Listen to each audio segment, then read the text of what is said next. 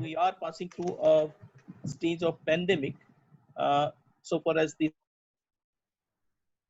disease is concerned, viral disease is concerned, that is COVID-19, and all of us are eagerly perhaps waiting for a vaccine to come.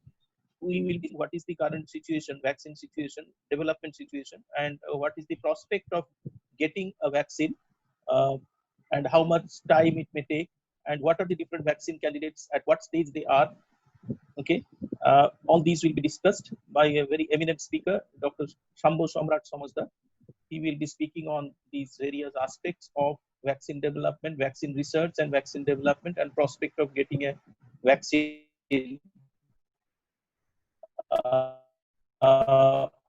for this COVID-19 pandemic.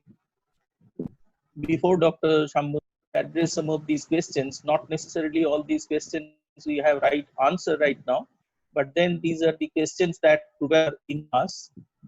The first of all, that when we are in a pandemic and we really don't have a pharmaceutical solution ready at hand,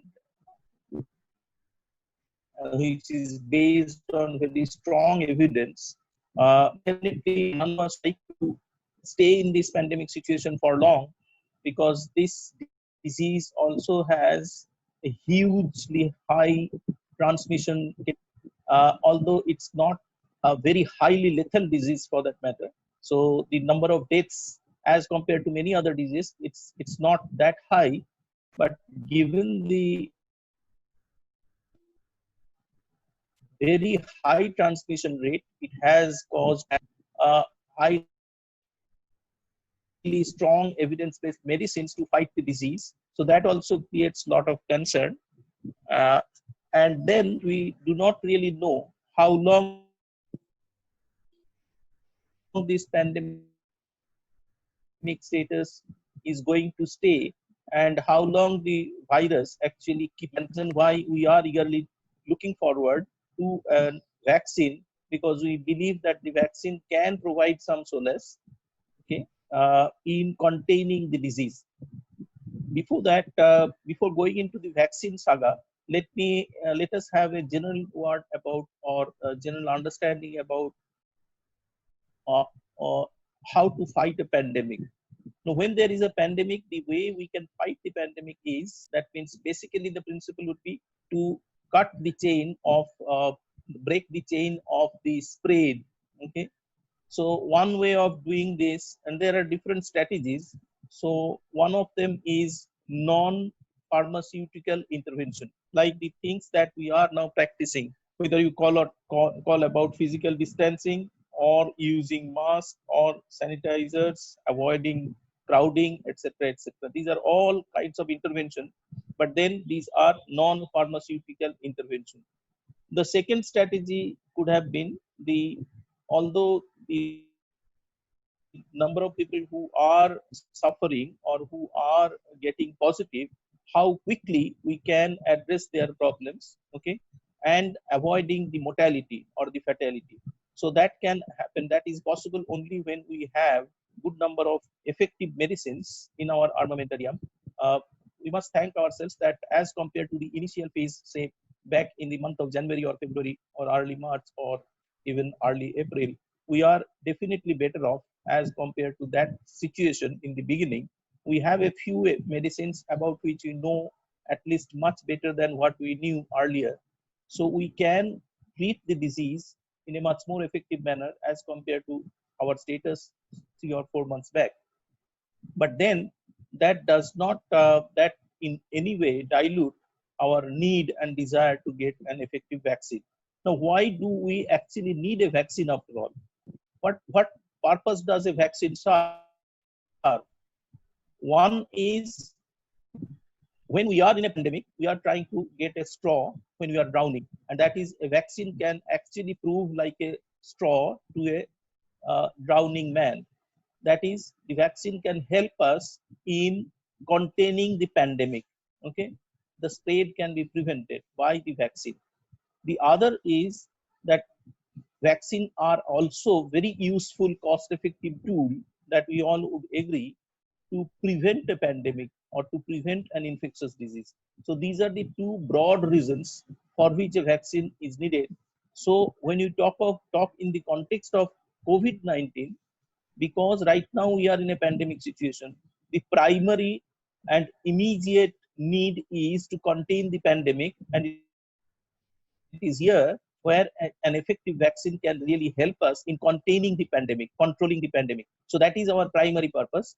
But other than that also, like in any other infectious disease situation, the same vaccine can also help us in a non-pandemic situation to prevent an epidemic or to prevent a pandemic. That means not to get diseased, okay, if we have a good vaccine. So these are the two broad purposes. So one, containing a pandemic, and two, preventing a pandemic. These are the two broad reasons why we need a vaccine in reference to an infectious disease. Question is, assuming that tomorrow the vaccine is available,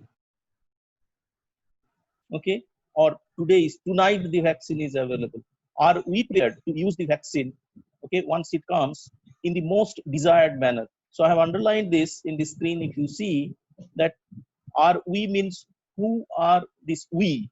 By this we, whom are we referring to? Is it the public? Is it the government? Is it the local authorities, local health authorities? Is it the private health institutions? Who will take that responsibility? What kind of preparedness we are talking about? We are not going to discuss all the answers right now. Not necessarily we know all the answers right now, but the even if the vaccine is available, how best we are going to use the vaccine is also a very important factor to consider. And in order to do that most effectively in the most desired manner, this is the right time when we must start preparing ourselves. When we say we mean everybody, the general public, their perception, because we know for diseases for which we have very effective vaccines, there is also a lot of reluctance among the public to get the best benefit out of the vaccine. There is a general inertia or the general indifference towards getting vaccinated. So that is also something which needs to be thought about, and that needs to be avoided, at least so far as this COVID-19 is concerned. I suppose that as compared to other diseases, for COVID-19, there is enough preparedness, enough eagerness, okay, enthusiasm among the general public to also get access to vaccine. Now, access to vaccines is a big issue, so that needs to be also properly addressed. We discuss about that time permitting. Next question is, how is the COVID-19 vaccine development different from the traditional vaccine development approach? This is a very important thing, because we are talking in terms of months and days, not in terms of years. In a traditional vaccine development approach, we talk in terms of the years. So it takes years in the pre-marketing stage or the pre-clinical stage. Then also in the clinical development phase, we actually spend years in a traditional vaccine development approach. But thanks to the advances in vaccine development, where people have come out with the concept of platform vaccine technology or vaccine platform technology. So we have some discussion. I'm sure Dr. Shambo is going to discuss the platform technology. And this platform technology actually help us to economize on time hugely. Okay. And that actually enables us to talk in terms of months and days, as compared to in case of a traditional vaccine development approach, where we talk in terms of years. So this will also, I suppose, would be elaborated during the presentation by Dr. Shambo. Next is the question of the so-called non-specific kind of vaccines. We are actually talking today, our discussion will be mostly on specific anti-COVID vaccines or anti-corona vaccines or anti-COVID-19 vaccines more precisely. But then there are also some other kinds of vaccines, okay, which are primarily meant for containing other diseases, whether it is BCG or the MIP, okay. MIP is Mycobacterium indicum uh, prani, Mycobacterium indicum prani, which is actually developed in India by an Indian scientist, okay, and that is also being considered, which can also confer immunity in leprosy, Okay, so BCG, MIP, and MIP vaccines, there have been also some claims that they also confer some degree of immunity, although not specifically raising the titer of the neutralizing antibody against COVID or coronavirus, but they confer some kind of, also true for MMR vaccine, they confer some degree of cellular immunity, particularly relating to the T cells, and thereby they might also be effective, although people are trying to generate evidence in favor of such kind of understanding or such kind of hypothesis. But there is a general understanding that this could also help in a non-specific manner. Next question is, it's a huge, big, important question, and that is the safety concerns. Okay, major safety concerns about a potential coronavirus vaccine. So that needs to be absolutely established. Okay, and there might be some compromise here because of the haste with which we are trying to get an access to a new vaccine.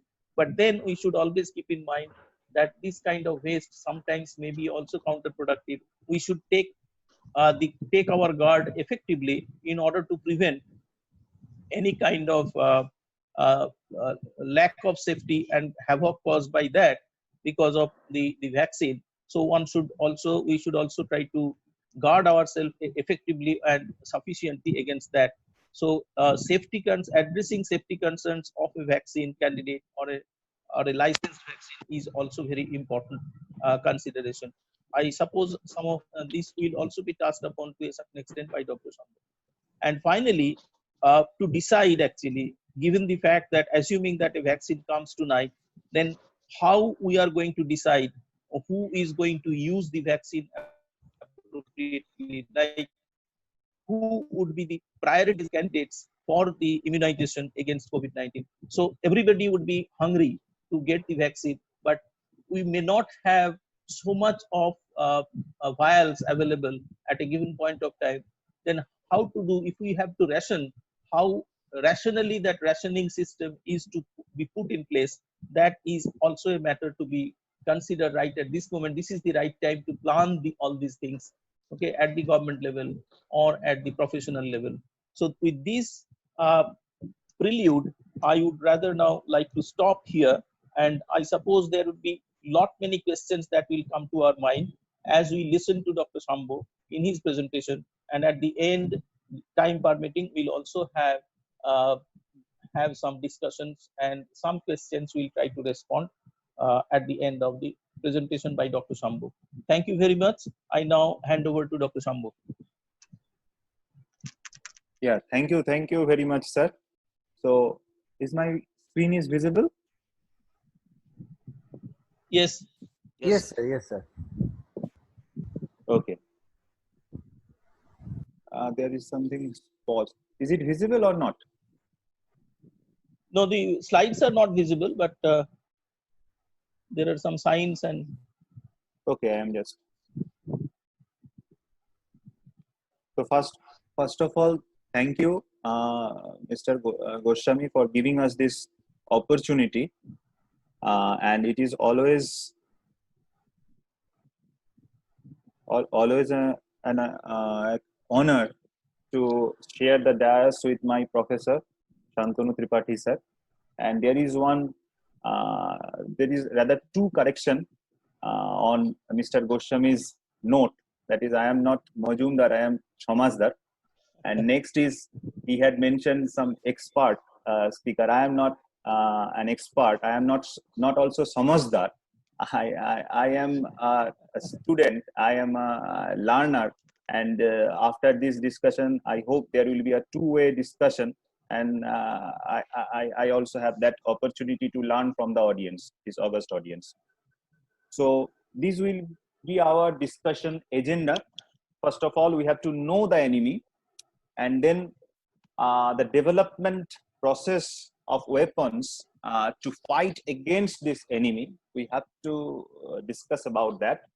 And what are the potential agents which can train our self-defense system to kill the enemy?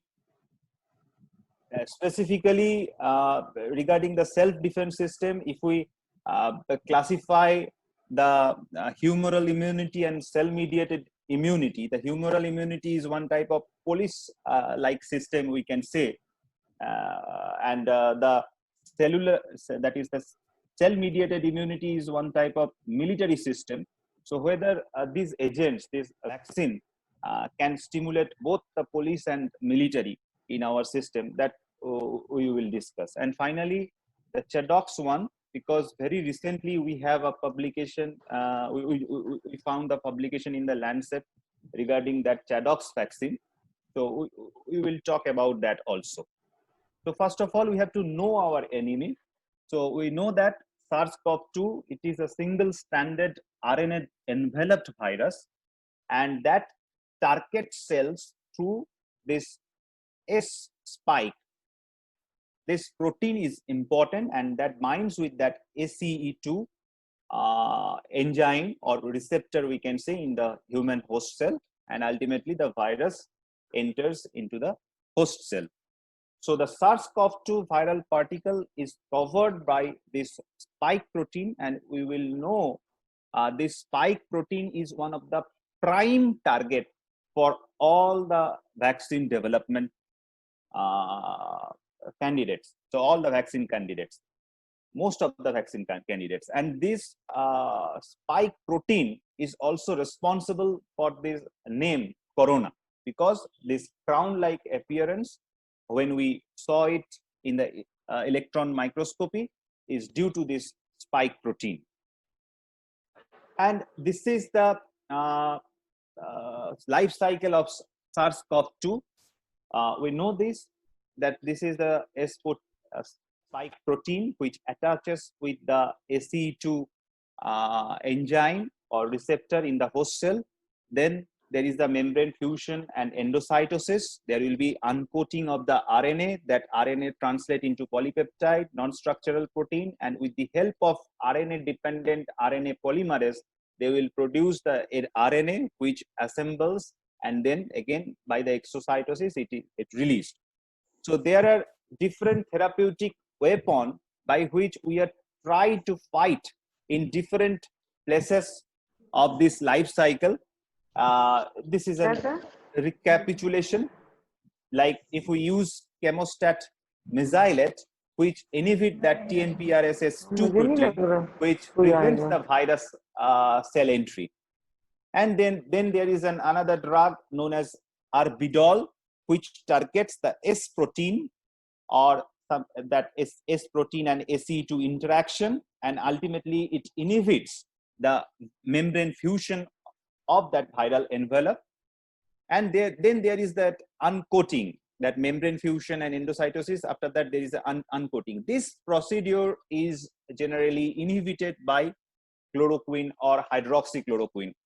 It has also an inhibitory effect in the viral entry procedure and endocytosis by different types of mechanisms.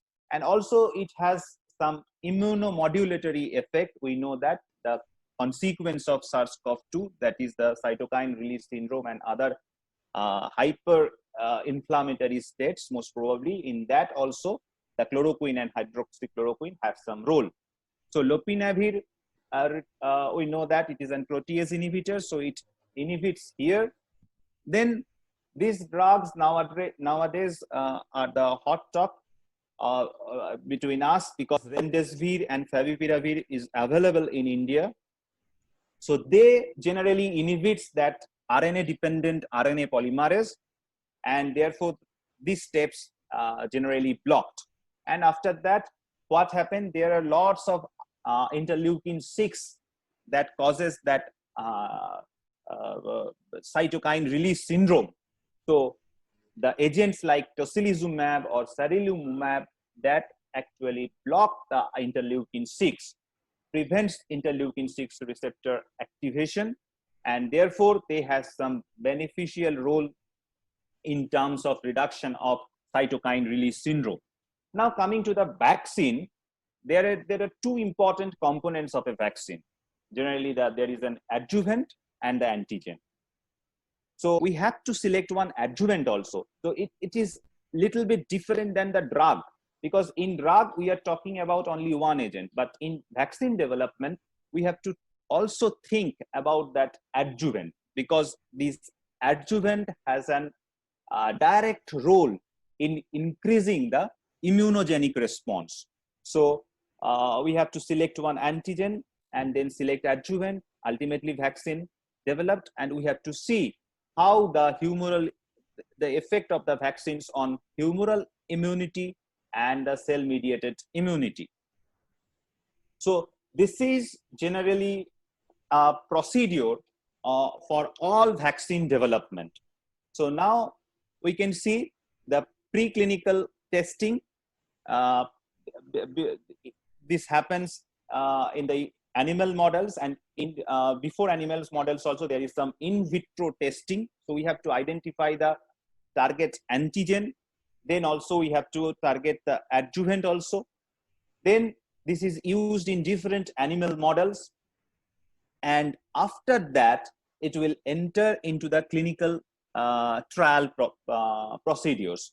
But you can see here, generally preclinical testing take 5 to 10 years, and after that each trial, phase 1, phase 2, phase 3 trial, they took around 1 to 3 years each. So this is normal vaccine development process.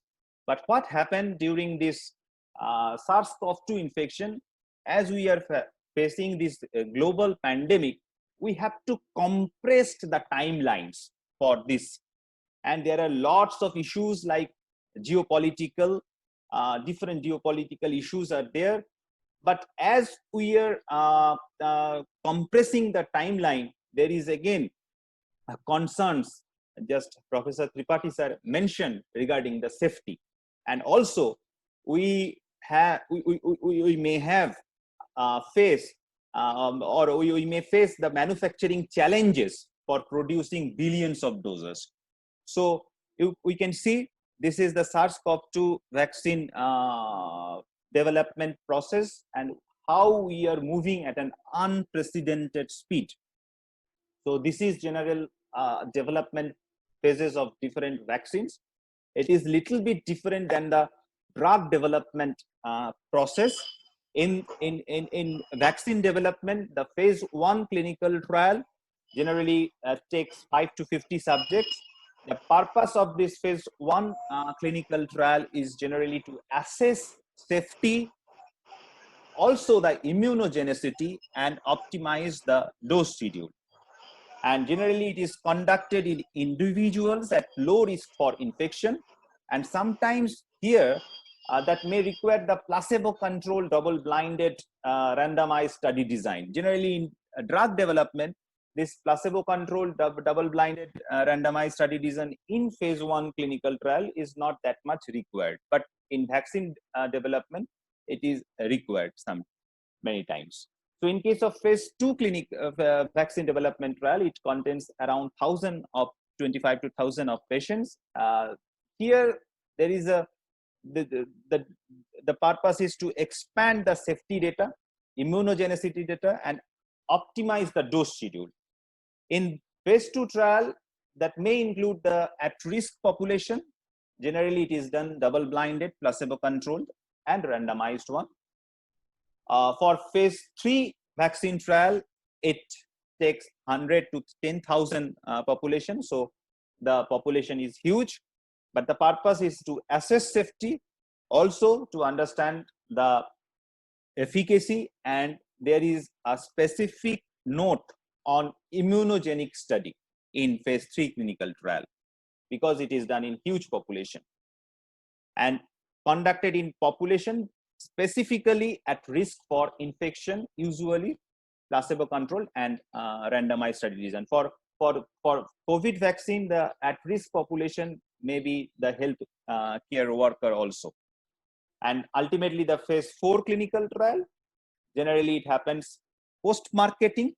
It assesses the safety, effectiveness under items conditions and detect rare adverse events. So this is area from after completing this phase 4 trial, we will get robust safety data. So this is generally proposed by WHO that how should an ideal SARS-CoV-2 vaccine be? So this is an ideal scenario, hypothetical scenario, but all the vaccines that are now developing, they have this particular target.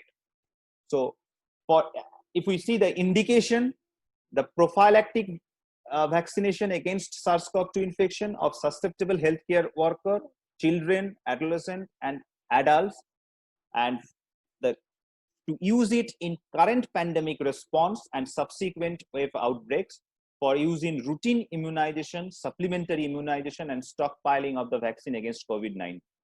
So this is the indication, and preferably they are telling that it is better to make it available by oral route, but only one vaccine now, which generally enters into the phase 1 clinical trial, is now oral, but all the other vaccines are mostly via the parenteral route, intramuscular route.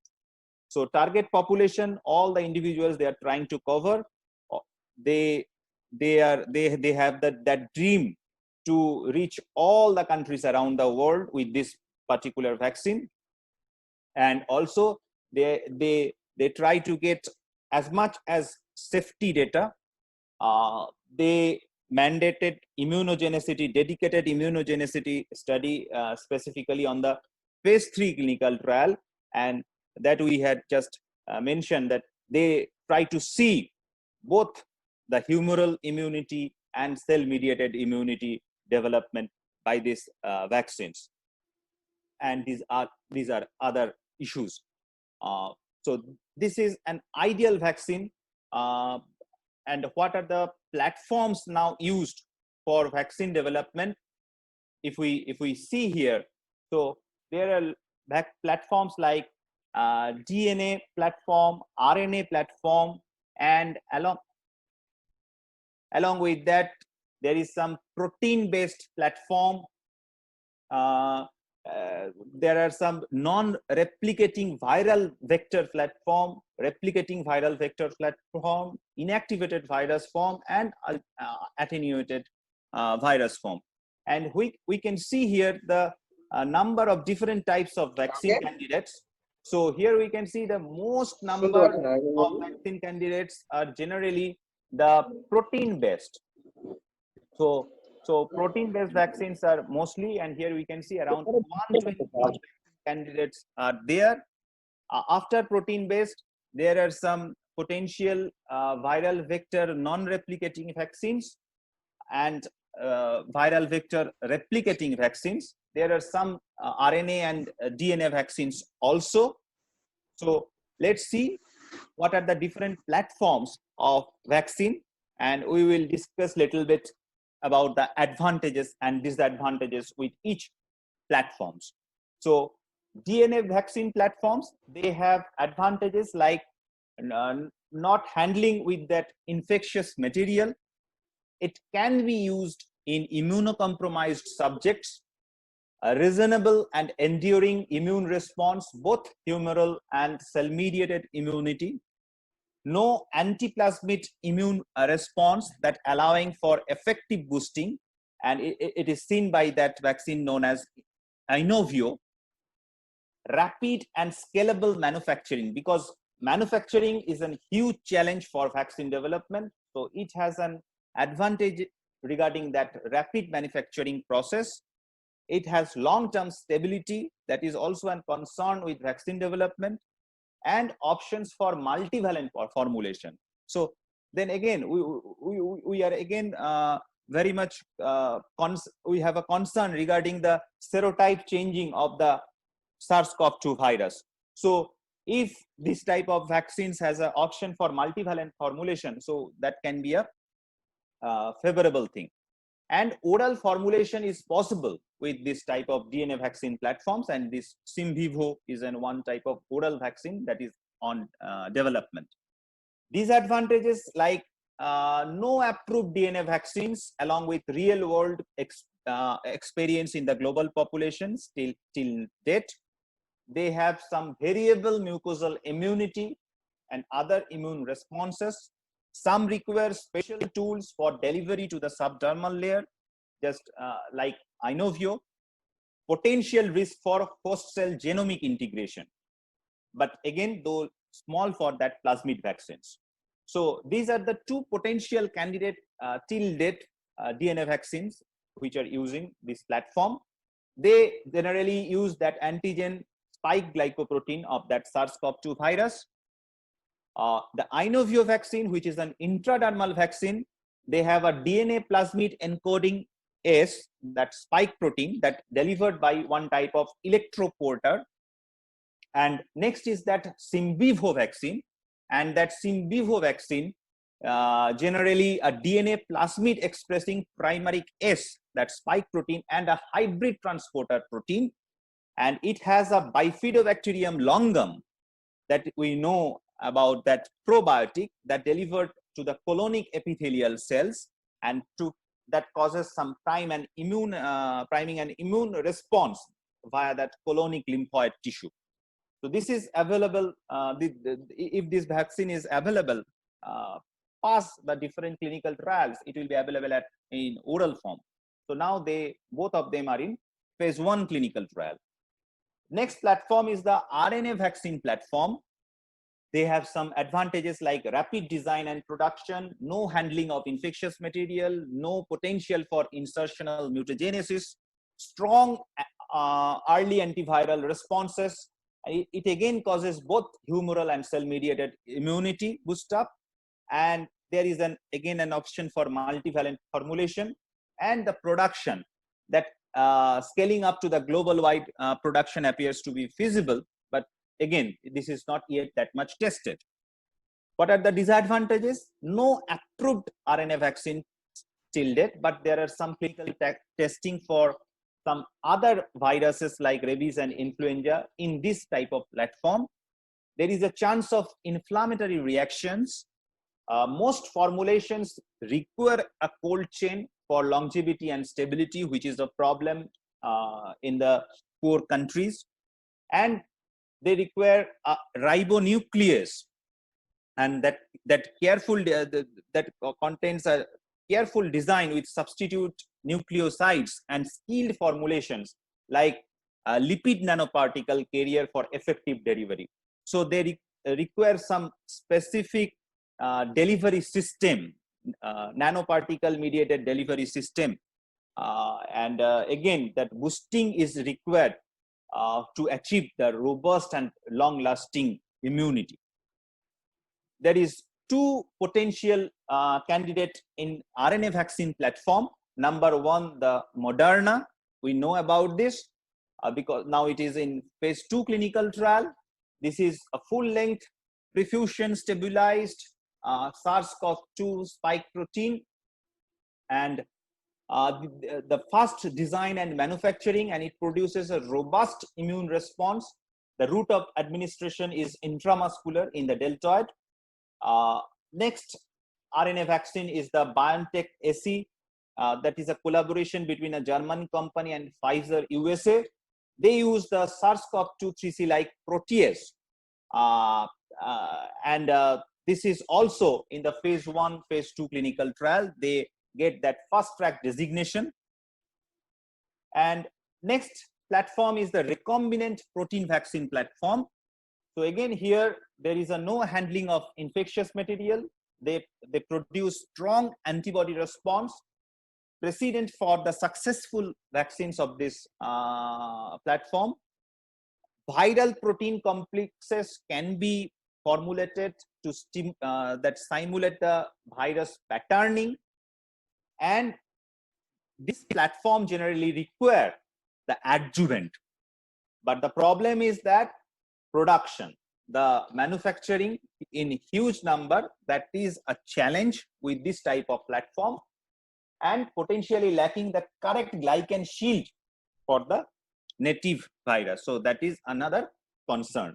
So there are generally two important recombinant protein vaccines. One is in USA, that is Novavax. They also use the antigen recombinant SARS-CoV-2 spike protein. The platform tested in several phase 1, phase 2, phase 3 trials for other vaccines. So this platform is well tested, and this appears to be safe. And phase 1 result, we will know about the phase 1 result very soon at the end of the July. And this also has a fast design, and relatively rapid production is possible. There is another vaccine by Sanofi and GSK collaboration. So they not give any name to that particular vaccine. They use that recombinant primary SARS-CoV-2 spike protein. And this technology is very unique, that recombinant protein is expressed in genetically engineered SF9 insect cells. And the properly folded and post-translationally modified protein is incorporated into a nanoparticle formulations along with some saponin-based adjuvant. So this is again a promising vaccine candidate. And here we must also see the pharmaceuticals who are behind this vaccine, like Sanofi or GSK. They have very huge experiences with vaccine developments. So they have fast design and relatively rapid production is possible. Next, another platform that is the viral vector-based platform for vaccine, and this is a unique platform. So for that, the CanSino Biologic, they produce one adenovirus vector-based vaccine. In general, the safe and well tolerated, and this platform was checked during the MERS vaccine trial and Ebola vaccine trial. But the concern is the immunocompromised individual, because it produces severe reactions. It can produce severe reactions in immunocompromised individuals. Pre-existing neutralizing antibodies to the adenovirus vector in some adults, that is a challenge, and also the difficult for large-scale manufacturing. Another thing is that viral vector-based replicating platform. So again, the no name is still given to this particular vaccine. They are selected incorporated protein antigens from the SARS-CoV-2. They not mention the which protein they took. This platform generally used for measles vaccine vector development, and the capacity to insert multiple large recombinant protein antigens includes autoadjuvant effect by live attenuated replicating vector. So what are the advantages with viral vector, both replicating and non-replicating? So years of experience. So there is a years of experience in the gene therapy field, and that also suggests that it is safe and it has a robust beneficial immune response, which generally strengthen both the humoral immunity and cell mediated immunity. But there are some concerns, like as we are integrating chromosome, we are playing with chromosome, there may be a chance of oncogenesis. So we have to be very careful, and we have to be very much vigilant on that. Cannot be used in immunocompromised. Pre-existing antibodies to some vectors possible. They are potential for inflammatory adverse effects. They have some variable immunogenicity. Some vaccine has some variable immunogenicity. Significant manufacturing hurdle at scale. So that is again a concern.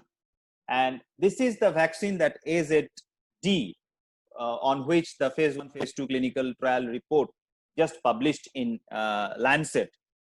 So this is generally a product of University of Oxford and AstraZeneca pharmaceuticals. The antigen used for this type of vaccine is that spike protein, a weakened version of a common cold adenovirus.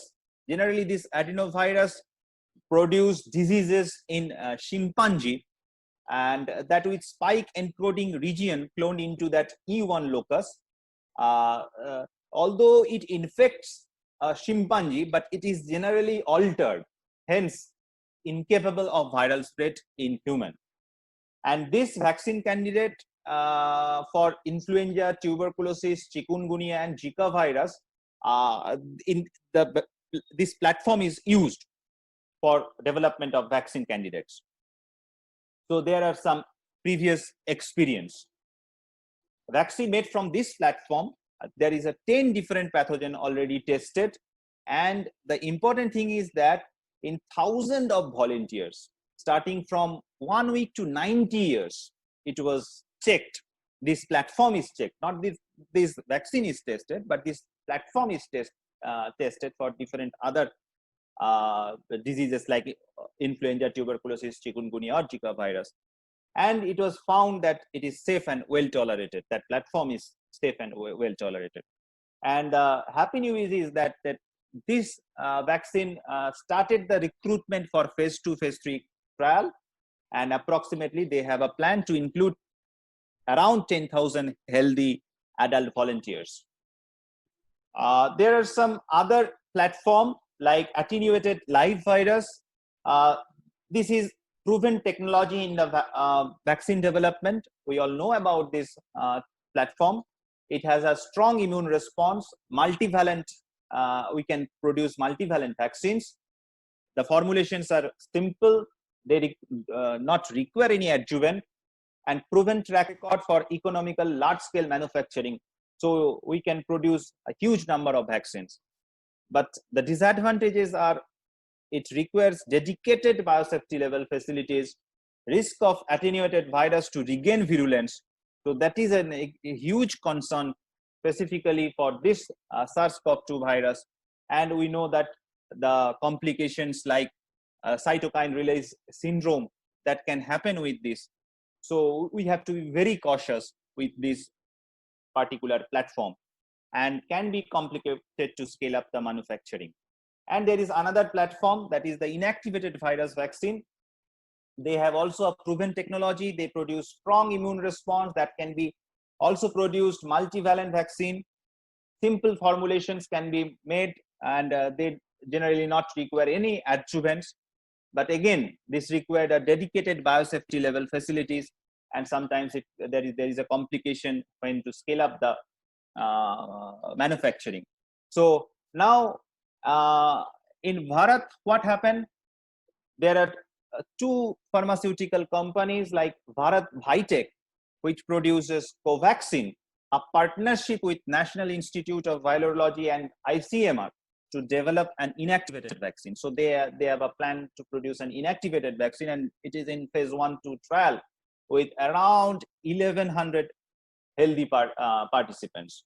And Zydus Cadila also produces ZyCoV-2. This is a DNA vaccine, a plasmid DNA vaccine candidate that target the viral entry membrane protein, and launched an adaptive phase 1, phase 2 dose escalation trial. They have also a plan to enroll around 1,000 healthy volunteers. And there are other two vaccine candidates with collaboration with some other some foreign universities. And if the that ChAdOx vaccine, they have a collaboration with our Serum Institute.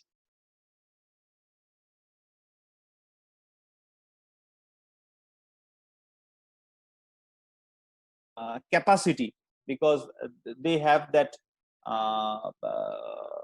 they have that move with AstraZeneca and Oxford University. So this is the yesterday this heading came up in a newspaper, that is a race for India vaccine that hots up, and 6 cities we have human trials.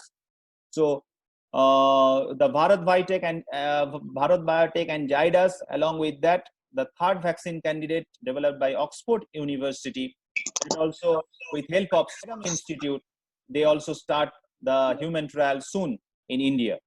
So this is very important for our country. And in this slide, generally we can see the development of the ideal vaccine for COVID-19 that is depicted by a concentric circles and ultimately converging to the target. So here we can see the importance of the research and development. They will choose the platform, ideal platform, then design 1 to 5 targets. There will be preparation of small batches, in vitro testing, the target selection. Target selection is important even before that. And generally all the vaccines, they are targeting that spike protein, mostly the spike protein. And after that, the target should be validated in different in vitro testing happen, and the SARS-CoV-2 infection assays vero cells, and they also see in vitro testing how the positive T cell response happening. Next is the animal testing. So there are some ACE2 receptor overexpressed mice, transgenic mice, overexpressed mice, and apart from that, Syrian hamsters and some non-human primates like chimpanzees taken for animal studies. Generally, in case of traditional vaccine development, these studies happen. First, they finish rat study or mice study, then take the non-human primate studies. But in this condition, they are doing simultaneously all the methods to compress the timeline. Then ultimately they enters into the phase 1 clinical trial, then phase 2 clinical trial, then phase 3 clinical trial. And after that, they will check whether this is efficacious and safe and immunogenic. Then the real challenge is the logistic, because logistic is a huge challenge. And that was mentioned by Professor Santanu Tripathi sir also, that how to ensure the access to all about this vaccine. So we have to build up, we have to scale up the manufacturing capabilities. We should have a robust supply chain and worldwide distribution and storage facility. So this is a huge challenge for vaccine development. Now, a little on that safety immunogenicity study of that CHEDOX1 that published in Lancet. So they took around 1,000 participants, and they assigned to receive either CHEDOX1 nCoV-19 and another was meningococcal vaccine, 10 of whom were enrolled in the non-randomized prime boost group also. And local and regarding the safety, there is some local and systemic reactions more common in that CHEDOX1 group, like pain, feverish feeling, chills, muscle ache, headaches, and malaise. They are common in that CHEDOX group, but that was reduced by prophylactic paracetamol therapy, and no serious adverse effects related to CHEDOX1 reported. So primarily it shows some safety. And also regarding the immunogenicity, they produced some spike specific T cell response that peaked on day 14, and anti-spike IgG response that rose by day 28, that boosted by a second dose. And almost 90 to 100% of the participants, they developed neutralizing antibody responses. And after taking the booster dose, all the participants had neutralizing activity. So this is a very important one, and they shows safety profile, homologous boosting, increased antibody response, induction of both humoral and cellular immunity. That also support the large scale evaluation of this candidate vaccine in an ongoing phase 3 trial. So the phase 3 trial is started. So this is a scenario we can see for polio vaccine. It took 60 years after the first epidemic we saw in USA to develop, and for Ebola it took 15 years to develop its first vaccine.